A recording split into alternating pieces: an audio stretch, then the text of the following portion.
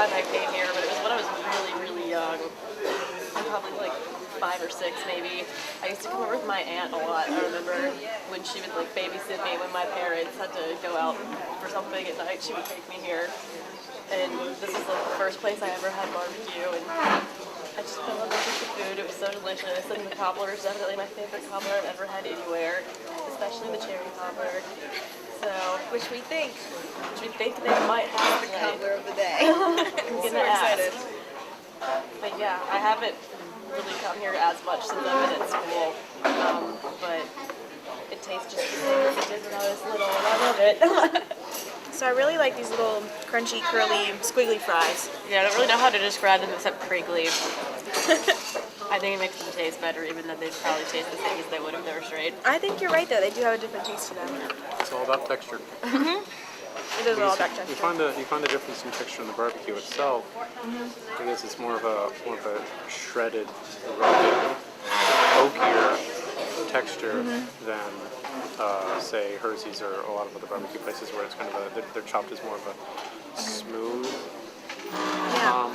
texture, and this is literally just, it feels like it's just hacked to bits. It does. Rather haphazardly, and that's not to its detriment, because with that more rugged appearance, you have a more rugged taste, and that kind of almost like forest, wooden, like evocative of tree branches and roots kind of flavor. You're right. It I counteracts can sense that. the more vinegar-based sauce that they have, because the sauce by itself is a little bit harsh, but the kind of sturdiness of the oaken barbecue counteracts that and That's very true. reaches a nice little balance between the two. Now the sauce doesn't mix as well with the hush puppies, which are fabulous on their own, Right. but with the meat itself, the sauce is pretty much pitch perfect. Yeah, I think the sauce is meant just for the barbecue, really.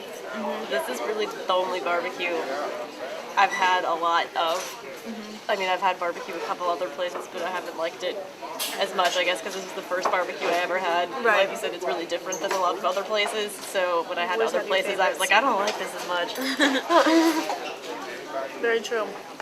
When I went down to Hilton Head during Easter break, I stopped on the way, and there was this very bizarre mustard-based barbecue place that I stopped Really? by, and it was like all the food was like yellow.